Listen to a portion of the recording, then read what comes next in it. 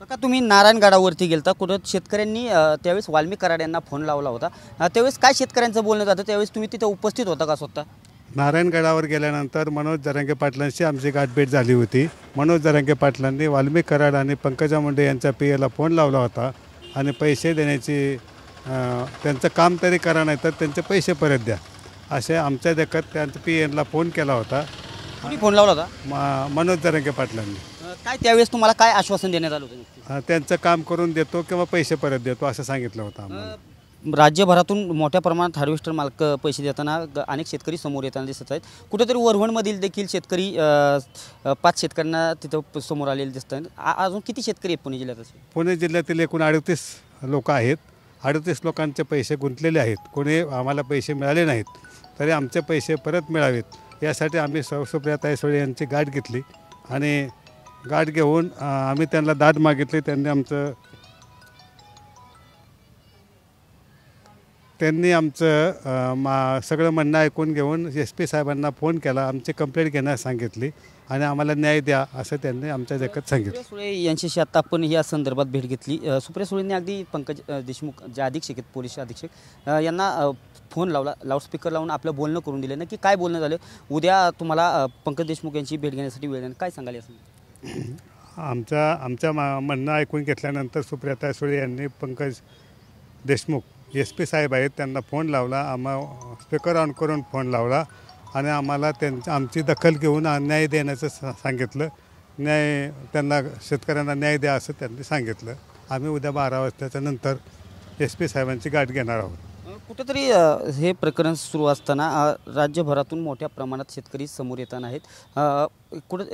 शेतकरी सर्व एकी करून तुम्ही त्या दिवशी म्हणाला होता की आम्ही या संदर्भात केस दाखल करणार आहोत। काय ह्यानंतरची काय प्रोसेस असणार आहे? आम्ही सर्वजण आज संध्याकाळी आमची मीटिंग ठरलेली आहे।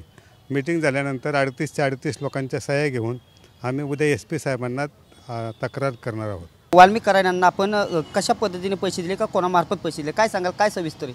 वाल्मिक कराड यांना जितू पालवे, नामदेव सानप यांच्यामार्फत पैसे दिलेत। पैसे आम्ही परळीमध्ये अनुसया लॉजवरती दिलेत। काही लोकांनी पनवेलमध्ये हॉटेलमध्ये दिलेत आणि काही लोकांनी परळीमध्ये दिलेत। त्यात परळीमध्ये दिल्यामध्ये मी आहे। आम्ही सगळ्यांनी जितू पालवे, मेजर पालवे, नामदेव सानप यांच्याकडे पैसे दिलेले आहेत अनुसया लॉजवर फेब्रुवारी 2023मध्ये आणि आमचं अनुदान काय मंजूर झालं नाही। अनुदानही नाही आणि पैसेही नाही। पैसे मागितल्यानंतर आम्हाला हाणमारायचा प्रयत्न करण्याचा प्रयत्न केला।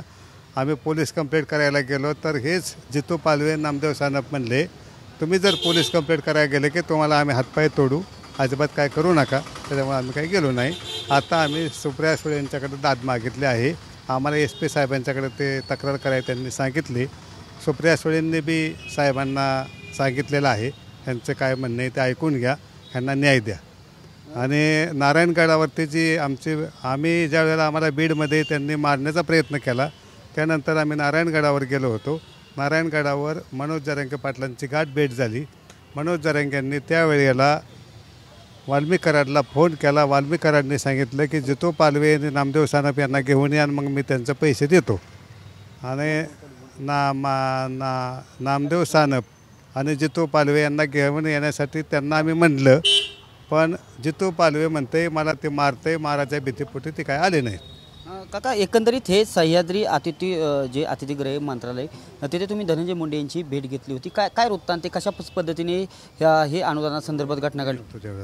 किती शेतकरी होते? आमच्या संघटनेतील पदाधिकारी सह्याद्री अतिथीगृहावर भेटले। उपस्थित नव्हता का त्यावेळेस? मी स्वतः तिथं मुंबईला नव्हतो। आमच्यातले पदाधिकारी सह्याद्री अतिथीगृहावर भेटले होते आणि त्यांना सांगितल्यानंतर त्यांच्या सांगण्यावरून आम्ही हे पैसे देण्याचे ठरले। एकंदरीत जो नारायणगडावर काय प्रकार घडला होता ज्यावेळेस शेतकऱ्यांनी वाल्मिक कराड यांना फोन लावले होते, पैशाची मागणी केली होती, त्यावेळेस काय घटना घडल्या होत्या? बीडमध्ये हाणामारी झाल्यानंतर आम्ही नारायणगडावर मनोज जरांगे पाटलांची गाठ घेण्याचा प्रयत्न केला। त्यांची गाठ पडली। त्यांनी तिथून आम्हाला आमच्या समक्ष वाल्मिक कराडला फोन केला की मनोज जरांगे यांनी आमच्यात काही शेतकऱ्यांनी फोन लावून दिला होता आणि त्यानंतर फोन लावल्यानंतर वाल्मिक कराड म्हणला की त्यांचे पैसे देतो पण जितू पालवे आणि नामदेव सानपला घेऊन या मग मी त्याचे पैसे देतो असं म्हटलं होतं।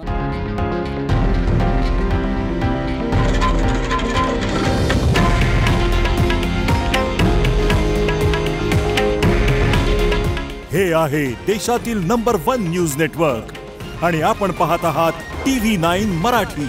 काळजी तुमची, हित महाराष्ट्राचं.